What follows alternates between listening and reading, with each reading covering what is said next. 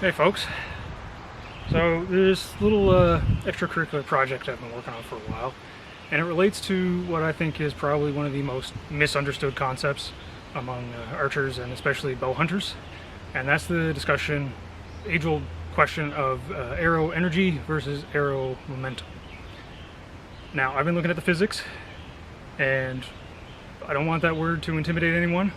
I think I can show you the math and you can follow along with a pen and paper. You can repeat it for yourselves. It's easy enough to do, and I think it's quite interesting and informative. So if you want to skip to the end, you have the answer right now.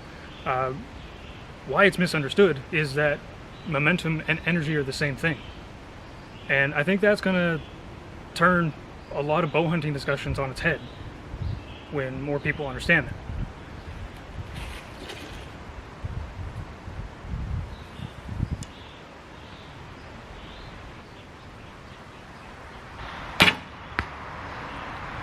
So it's a nice hot mid-July afternoon, and I shoot my bow, and thought I could take the time to kind of explain it and show some examples. And if you trust my judgment, hopefully this can make sense for you guys. Now, it's a bit windy out, and I'm hoping that doesn't affect the sound too much. But before we do anything else, I just want to preface everything by saying this isn't a technique video. I'm not going to show you how to shoot your bow or give you any advice on that. There are far better archers for telling you all those things and communicating it better than I ever will. What I am pretty good at is learning the math and the physics behind it. So that's what I'm trying to attempt to do here. So we're going to go in and we're going to weigh these arrows, because that's one of our variables. The other variable is our bow. So these are, in the interaction between the arrow and the bow, those are constants. My bow is 36 pounds at my draw weight, and each of these arrows, when I shoot it, will be a constant, but they individually have different weights. So I've got a 350 spine here, a 500 spine, and a 600 spine. The 350 and 600s are the same diameter, but they have very different weights. We'll measure that inside. First variable that I'm interested in is arrow weight, because that's going to affect everything else. So let's measure the weights on these. I'm going to start our scale. First one I'm going to measure is the 350.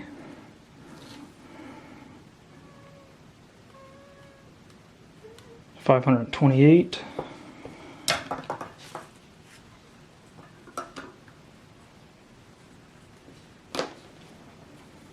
600, 302.8, and the 500, 299.2. Alright, let's take these out and shoot them. This fancy little tool here is called a velocimeter. I'm going to shoot my arrows through it, and my arrow is going to interrupt the light between this point and this point, and the machine calculates how fast that interruption happens, and that tells us the speed. Now, it's set up in standard units, so metric. It's going to be measuring my arrows in meters per second, which is not what people are going to be used to, but for the purpose of our math, it's going to make things quite a bit simpler. So just hear me out for now. I'm going to start off shooting my 600 grain arrow to the right.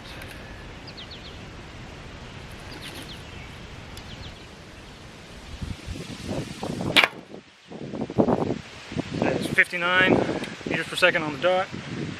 I'll shoot my 500.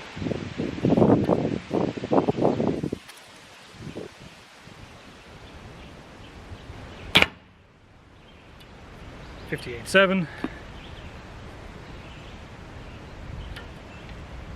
and my 350.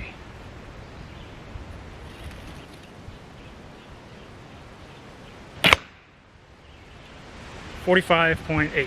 So we're just going to cycle through those real quick. 59, 58.7, 45.8. So one of the things I don't have is a whiteboard, but what I do have is target butt and a lot of targets, and whiteboard on the other side. So we shot our arrows. 350 spine was 45.8 meters per second. Now our weight of that arrow is constant at 528 grains. I converted that to kilograms, and we're going to go over that in a second. But that's 0.034 kilograms. Our 600 spine arrow was 0.01962. So you could call that 0.02, but we're going to keep a couple decimal places on that just for precision as we go through this. Now, the discussion around energy versus momentum usually goes that you have to pick one or the other. So people have looked at the equations for energy. Standard physics problem, 1/2 mass times velocity squared is energy. Momentum is just mass times velocity. Mass times velocity.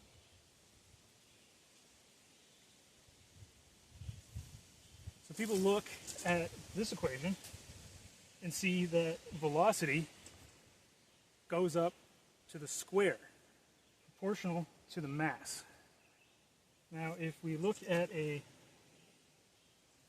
graph of what that's going to look like, as arrow weight increases along this curve, velocity, 0 here, let's call that 300 FPS. So as our arrow weight increases, that's going to slide on a curve. And we can figure out what that curve is going to look like, and we'll get more into that later. I've got a few different graphs about that. But momentum is a linear relationship. So as the weight increases, our momentum increases. So our velocity is going to be decreasing, but our mass is going to be increasing faster than our velocity. That is just going to be a linear graph like that. And we can figure all this out. It's very predictable. But let's get into what the units of these things are. Thought maybe I'd give a little word to our sponsor here, Newton's laws of motion, in case anyone wanted a quick little refresher on those.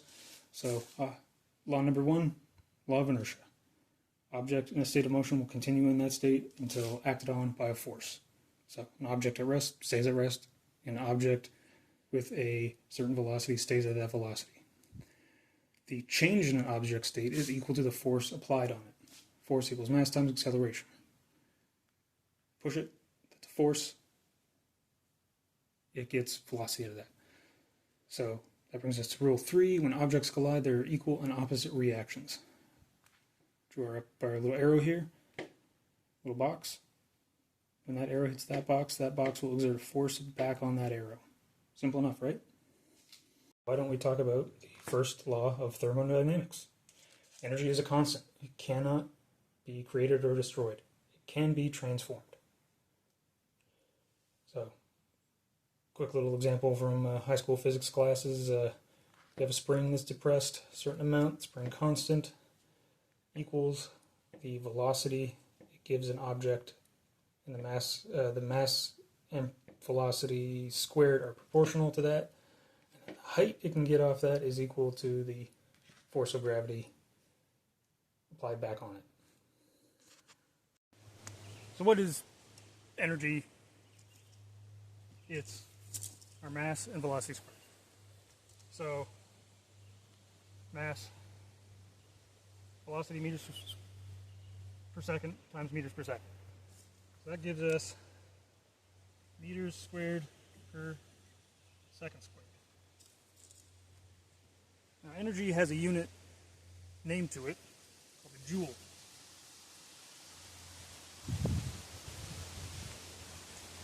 A joule is 1 kilogram meters squared per second squared. momentum doesn't have a unit name. It is a kilogram meter second. And that's going to give us what's called an impulse when it hits an object. As we talk about energy, the two we normally look into, and in this simplified version of this problem, is a conservation of momentum. Classic physics, energy cannot be created or destroyed. So, we look at our bow. It's just a spring. The limb bends, the string stays the same length, and it shoots your arrow. There's only so much potential energy that it can put in to your arrow. And that's where we're going to get our V squared. That's always going to be in relation to the mass of your arrow. This can't change. Or if this stays the same and this stays the same, your arrow velocity is going to decrease. So potential energy is what's in our bows. And that's going to be affected in terms of efficiency. Some arrows are going to fly off your bow with more energy and some with less. How that relates to this, we're going to try to look at it kind of like a standard thing, but we're going to compare what our two arrows did. So what they did was get the kinetic energy. So potential, you'll see all different discussions from people talking about the draw weight curves and stored energy, stuff like that. What we care about here is the results. Just what the arrow is doing once it leaves the bow. Because that is what matters when that arrow gets to the animal. Doesn't matter how efficient the limb is, as long as, like, if we know how fast it's going, we can, that's all we can do to it. That's the bow mechanics are done. So our kinetic is going to be equal to our potential, what you can get out of the bow, what you can get out of any bow, and that's going to change depending on a few things, but you can spend more money and get more efficient limbs. That's what you're paying for. You'll get more kinetic energy, velocity, when you spend more money on limbs. Now, I'm keeping these limbs constant for this experiment. And my riser, my arrows, we know those, so we're going to start looking at what results we're getting. Now that we've got our two variables measured, our mass and our velocity, we can figure out what our energy is and our momentum between these two arrows.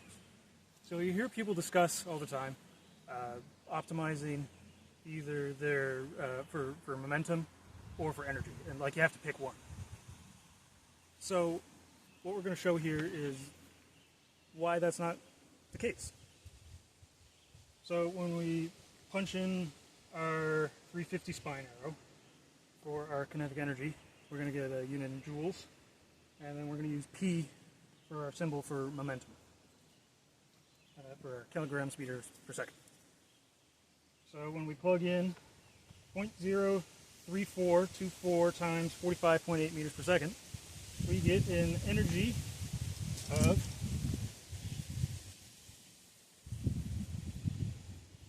35.91 joules and a momentum of 1.568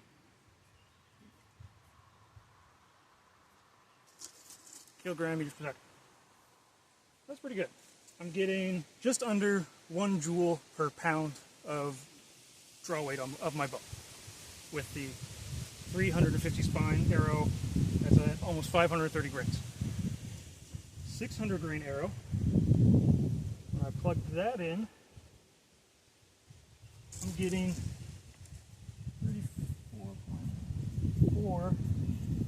34 joules.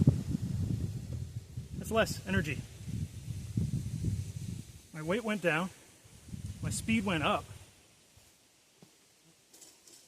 my velocity squared, but my energy went down.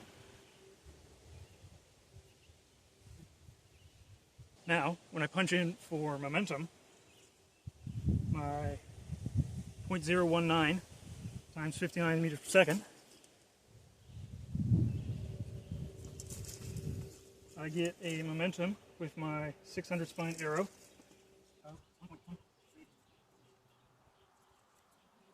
1.135 kilogram meters per second. So that went down. That makes sense, right? My lighter arrow is going faster, but not quite as fast. So my momentum is a lot higher with the heavyweight arrow. But our energy went down with the lighter weight arrow.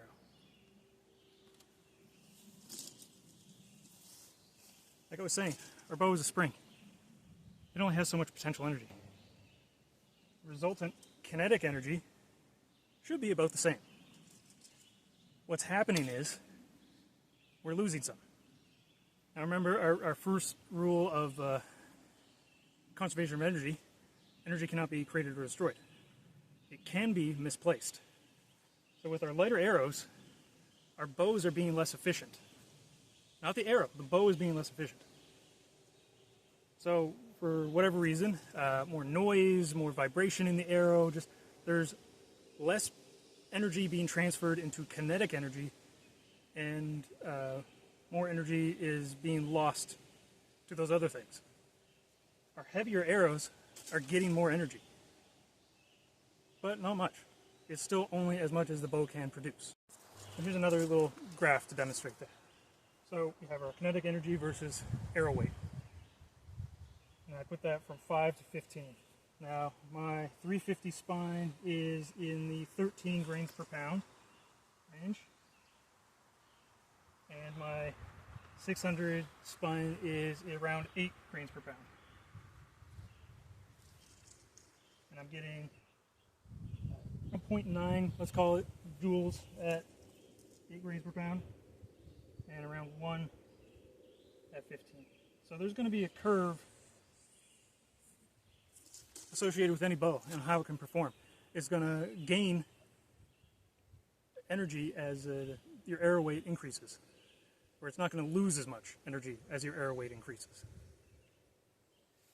And I've plotted out, so I'll attach my graph with all the different bow curves I've found and how those operate. And they're pretty predictable, and they're going to curve off after a while. Like, there's only so much it can put in, so when it gets to its most efficient, that's where it kind of stops gaining. So when I said energy and momentum are the same thing, what was I talking about? It's force. And both are a measure of force, or potential force. So force, our unit for that is newtons. N, and that's a kilogram meter per second squared. So how does that relate to our energy equation? We have kilogram meters squared per second squared. So, up top here, this is a newton. So, our joule equals a newton times a meter. See, we have our second squares here. And then our momentum, P, the kilogram meter per second. So we're actually missing our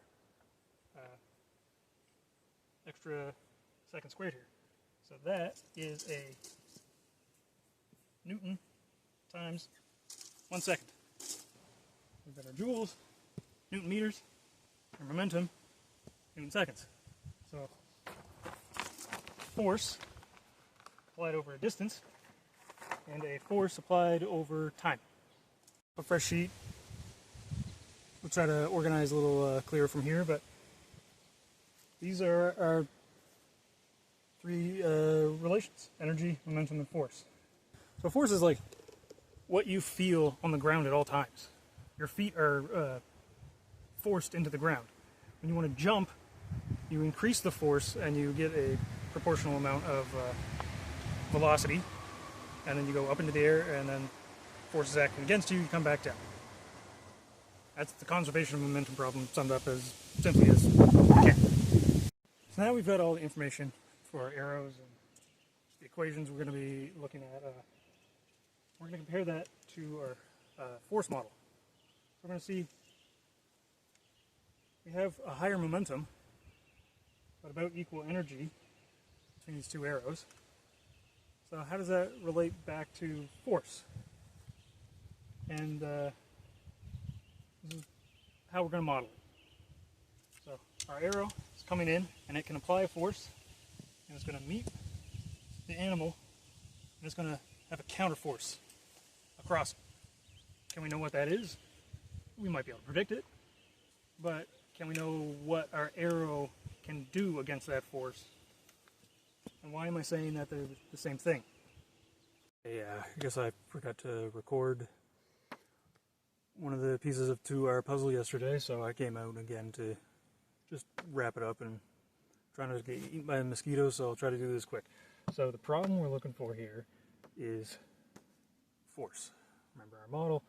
So if we use all our momentum or energy from point A to point B across this distance, how much got used? Is there any difference here? So force is a difference in the momentum across a span of time. So if everything gets used, that's a force. Someone else has derived this. I didn't. Like, this is just old physics knowledge. We've got our force. How do we solve for time? We have our distance. Time is a little more complicated because we're going in at a certain speed and we're stopping. So there's a deceleration. But can we look at it like it's just one constant speed? Yes. For the purposes of this, we can do that. So time is going to be in seconds here. And we have our arrows, velocities, starting velocity.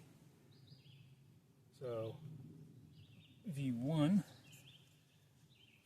is going to be 59 for our lightweight 600 arrow, and V2, 0 meters per second. So V2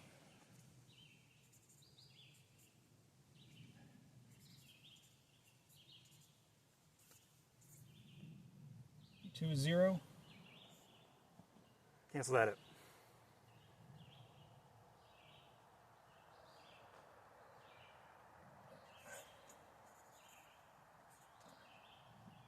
We still need to know our time.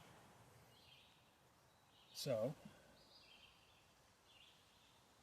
it's going to be the average.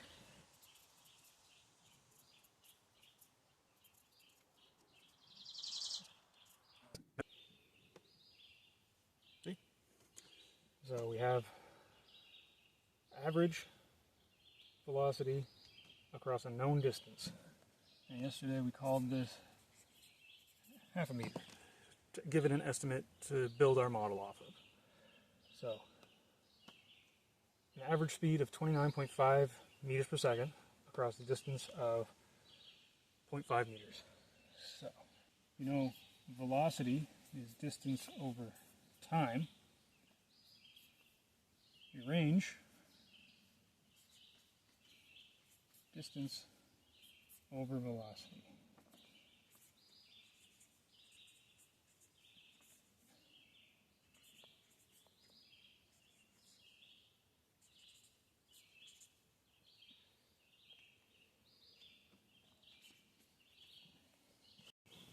Alright, forgot my notes on that one. Had to pause. So T for our lightweight arrow going across our deer is 0.01695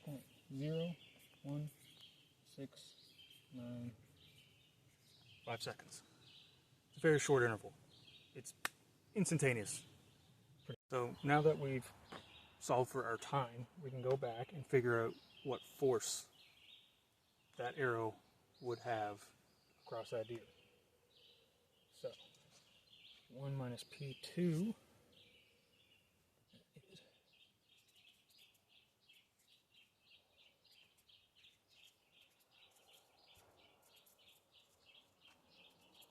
for force here.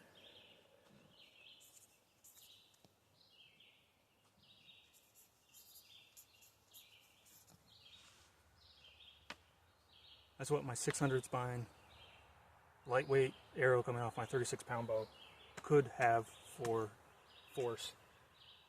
It enters perfectly straight through that deer.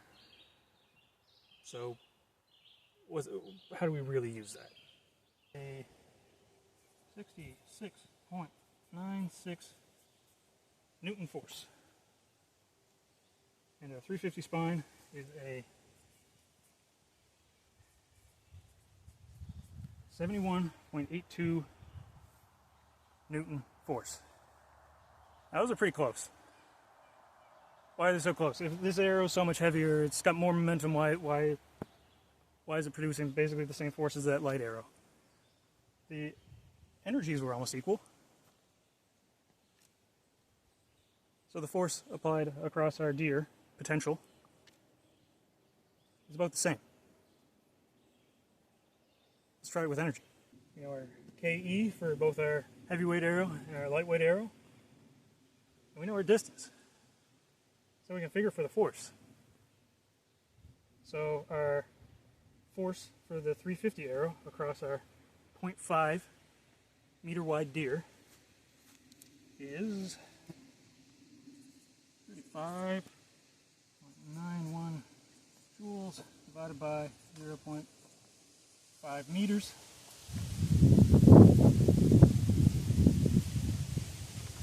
Punch that in. 71.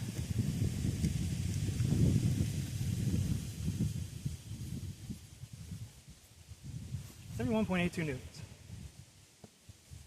71.82 newtons. Huh. Energy and momentum there are pretty similar. It's got to be different for the lightweight arrow.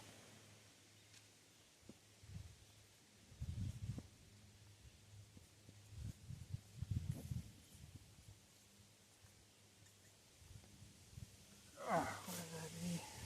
So, 34.14 divided by 0.5 meters.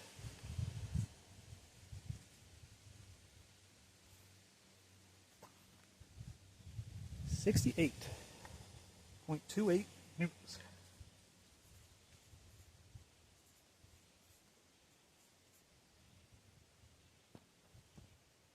Those are pretty close. So we've done all this work. How do we know it's going to be enough? You can't really. Best we can do is estimate. So, I've got some data points. A couple years ago, I shot a deer. I was a little buck with a 45-pound bow. Recurve. I'm estimating with that setup, I'm getting about 170 feet per second with my 500 grain arrow. Okay?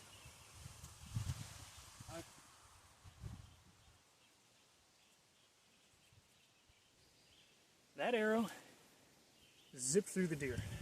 It didn't slow down. It didn't seem to slow down at all. Like, I thought I missed. It went through the deer so fast. So, to be on the safe side here, I'm going to say, so this is V1. My V2 could be really high, but I'm going to drop it down and estimate that it passed through that deer and it was only going 90 feet per second. So, and that's still at 500 grains. P1, P2. So we punch that in. 170, 500. Feet per second times grain. We'll convert that. This is where you're going to have to trust me a little. Trust my math. Divide that by 50. 632 per second. Grain, Newton, whatever. So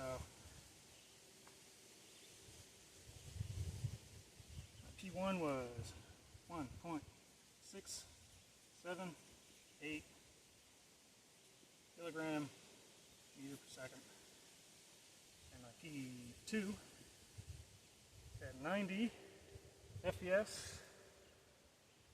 That was getting me 90.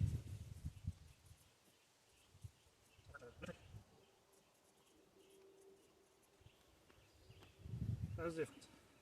P1 and P2. So what was the time? We have to remember we're applying that across the time. So if I convert my 0.5 meter estimate into feet, 20 inches, it's giving me 26 feet.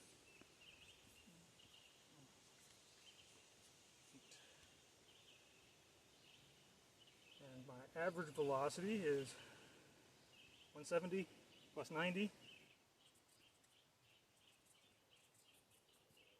That's 130 feet per second. We went across 1.2 feet with 130 feet per second average.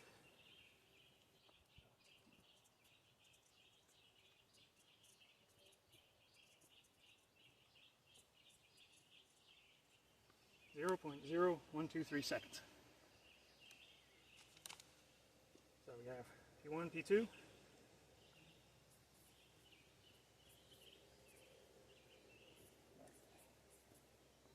That's actually delta time.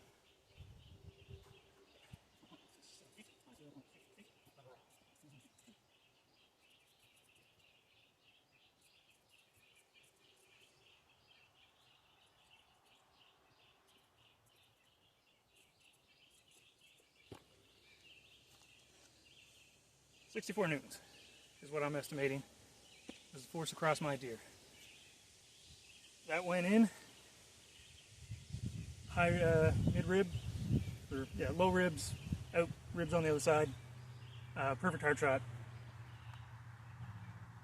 It probably used a lot less force than that, but that's what I'm going to estimate it with. So if I'm looking at my other setups here,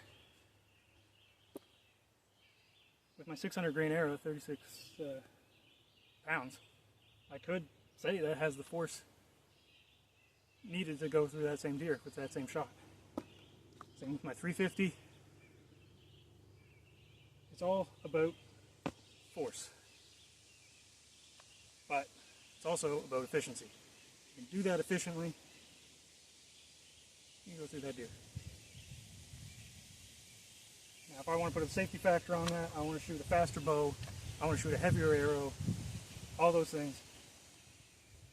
KE over its distance, or across the distance, is greater than the force you estimate, then great, you got a perfect setup. Congratulations, you can bow hunt with it. Yeah, we might have taken a longer way to get there, but the physics don't lie. I'm not trying to lead anyone astray. I still think shooting a heavy arrow is better because it's going to take more energy, it's going to be more efficiently launched from the bow, and it's going to more efficiently not transfer its energy when passing through the deer. It's not losing stuff as it when it hits. It's not losing as much.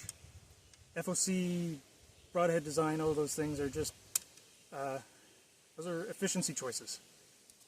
Does it have the force to go through? That depends on where you hit. You hit ribs, probably pretty safe. You hit a shoulder bone, elbow, knuckle, something like that, yeah, you're probably going to run into trouble. I can't estimate all those things for you. These are problems for other people to figure out if they want, but force. Cross the deer. That's what we're talking about. Whether it's energy or momentum, it works out the same. So, hope you guys can get something from that. I certainly learned a lot while doing this. My assumption when I started this project last year was kind of the same as everyone else. You want to increase your your energy, shoot a lighter arrow, get more speed. That's going to get more energy, but it doesn't. Your energy is limited by your bow. Your bow is limited against the variable of what arrow you're choosing.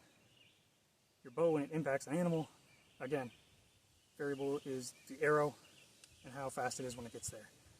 If I can get there with more speed, great. Probably that's going to be a better result. But just a little physics lesson. I learned a lot while doing it, so hope you guys can take something away from it too.